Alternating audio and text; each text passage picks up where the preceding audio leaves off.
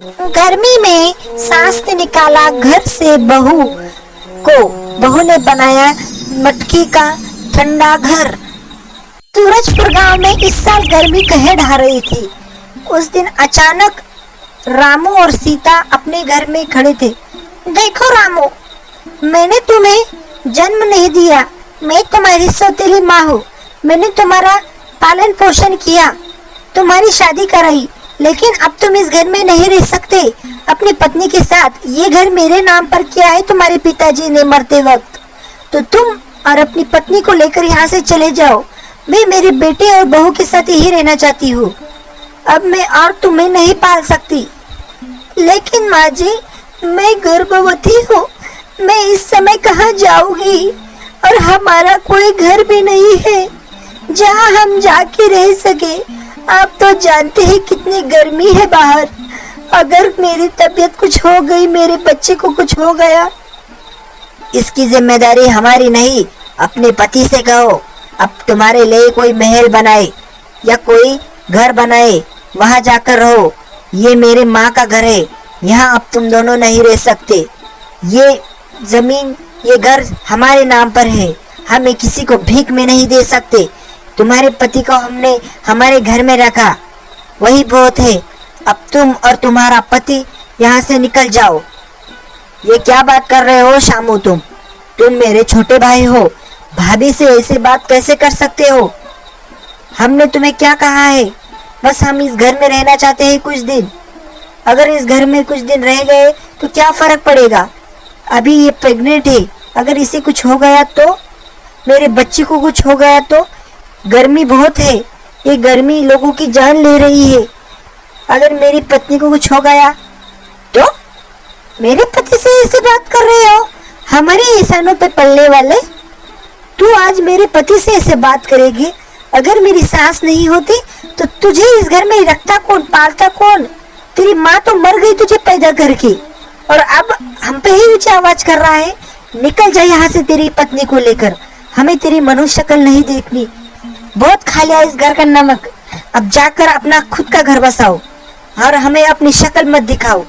निकलो यहाँ से। हाँ, सही कह रही है बहू और बेटा, तुम दोनों को यहाँ रहने का कोई हक नहीं। बहुत रह ले तुम मेरे रहल मुकरम पर, अब नहीं। तुम्हारे पिताजी के मरने के साथ ही तुम्हारा और मेरा रिश्ता खत्म। उसने शादी से पहले ही मेरे ऊपर तुम्हारे जैसा बोझ डाला। पहली पत्नी से तुम थे, फिर भी मैंने तुम्हें संभाला, लेकिन अब नहीं। जाओ, अपना खुद का कुछ करो और खुद रहो। ठीक है माँ, मैं तुम्हें माँ समझता था और समझता रहूंगा, क्योंकि तुमने ही मुझे पालन पोषण कर कर बड़ा किया है। भले ही तुमने जन्म ना दिया हो, लेकिन तुम मेरी माँ हो। मैं तुम्हें और दुख नहीं दे सकता। मैं मेरी पत्नी को लेकर चला जाऊंगा, कहीं भी गुफा या जंगल में रह लूंगा, लेकिन वापिस मुड़कर इस घर में ना आऊंगा। पर तुम्हें कभी मेरी जरूरत पड़े तो एक पुकार दे देना, तुम्हारा बेटा तुम्हारे लिए हमेशा तैयार है। इतना कहकर वहां से रामू निकल जाता है पत्नी को लेकर और गांव के चौराहे पर आकर खड़ा हो जाता है। सीता, मैंने तुम्हें ले तो आया, लेकिन मैं एक अच्छा पति नहीं हूँ। एक बेटा ना बन पाया, एक पति भी नहीं बन पाया, शायद एक बाप भी अच्छा नहीं बन पाऊंगा। जिस समय तुम्हें अच्छा अच्छा खाना और अच्छा अच्छा आराम लेना चाहिए, उस समय तुम मेरे साथ इतनी कहर ढाने वाली गर्मी में हो। नहीं जी, इसमें आपकी कोई गलती नहीं है, ये सब नियति का खेल है। अगर नियति में ही हमारा उस घर में रहना नहीं लिखा था तो मुझे ऐसा नहीं चाहिए। अब बिल्कुल चिंता मत कीजिए, मैं आपके साथ खुश हूँ। आपके बिना मुझे खुशी नहीं। आप मुझे जहाँ ले चलेंगे मैं वहाँ आपके साथ खुशी खुशी रह लूंगी। आप अपना मन बिल्कुल छोटा मत कीजिए, मैं और आपका बच्चा बिल्कुल ठीक है। उतने समय में ही उन्हें किसी की आने की आहट होती है। तभी वहाँ एक तपस्वी बाबा आते हैं। क्या हुआ पुत्र, तुम दोनों बहुत गंभीर लग रहे हो। इतनी धूप में तुम लोग चौराहे पर क्या कर रहे हो? लगता है तुम पर मुसीबत का पहाड़ टूटा है, तभी तुम दोनों यहाँ खड़े हो। नहीं तो कोई पागल ही होगा जो यहाँ आकर खड़ा हो। हाँ बाबा, आप ज्ञानी मालूम पड़ते हो। हमारे साथ बहुत बुरा समय चल रहा है, हमें हमारे घर से निकाल दिया। अब हम उस घर में नहीं जा सकते जिस घर को हमने अपना माना। वहाँ उस माँ ने मुझे सौतेला समझकर निकाल दिया। मेरी पत्नी भी गर्भवती है। ना मैं एक अच्छा इंसान हूँ, ना एक पति, ना कभी अच्छा बाप बन पाऊंगा। अब आप ही कुछ राह दिखाइए कि मैं क्या करूं, कहाँ ले जाऊं मेरी पत्नी को। बेटा चिंता मत कर, जिसका कोई नहीं होता उसका भगवान होता है। मैं तुम्हें घर दूंगा, और एक ऐसा घर जो तुम्हें इस गर्मी से बचाएगा, जो किसी के पास नहीं होगा। एक ऐसा जादुई मटके का घर जहाँ पर हमेशा ठंडी हवाएं रहेगी। इस गर्मी का तुम्हें कभी एहसास भी नहीं होगा, और तुम्हारी पत्नी और आने वाले बच्चे के लिए एकदम अच्छा है। अभी मैं तुम्हें वो घर देता हूँ। ओम नमः शिवाय। तभी एक अचानक सुंदर सा मटकी का घर तैयार होता है। बेटा तुम दोनों अब से इसी घर में रहना। अगर किसी जरूरतमंद को तुम्हारी जरूरत पड़े तो उसकी मदद करना, जैसे मैंने तुम्हारी की। अगर तुम किसी की मदद करोगे तो भगवान भी खुश होगा। आज मैंने तुम्हारी मदद कर कर अपना कर्तव्य का पालन किया। तुम भी किसी की मदद करने से कभी हिचकिचाना मत। हाँ बाबा, आपका एहसान मैं कभी नहीं भूलूंगा, और आपके दिया हुआ शिक्षा मैं हमेशा याद रखूंगा और मेरे बच्चे को भी सिखाऊंगा। आप वो नहीं होते तो आज हम दर दर की ठोकरें खाते। हम आज से इसी घर में रहेंगे और राह चलते लोगों की मदद करेंगे, उन्हें इस घर में आसरा देंगे। मैं आपका कितना आभार मानूं उतना कम है। धन्यवाद बाबा। बाबा जाने के बाद वो घर को देखते हैं। घर एकदम सुंदर। जैसे ही वो घर में जाते हैं, ठंडी हवा एक की लहर उनको दिल को छू जाती है। इतना सुंदर हवा उन्होंने कभी नहीं देखी थी। इतना मन को शांति कर देने वाला घर उन्होंने कभी सपने में भी नहीं सोचा था। वो उस घर में प्यार से रहने लगे, खुशी खुशी रहने लगे। देखते देखते हफ्ता बीत गया।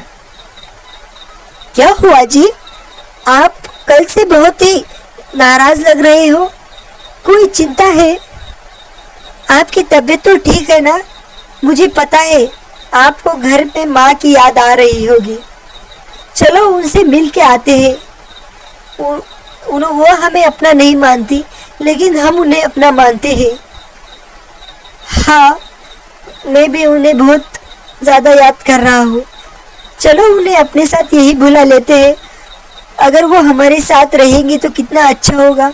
उनका घर भी कुछ ज़्यादा बड़ा नहीं है, हमारे साथ इस घर में रहेगी। ये घर बहुत बड़ा है, हम उन्हें किसी तरह मना लेंगे। वो आखिरकार है तो मेरी माँ, जन्म नहीं दिया, लेकिन हाँ आप सही कह रही हैं। सासू माँ को आप ले आइए।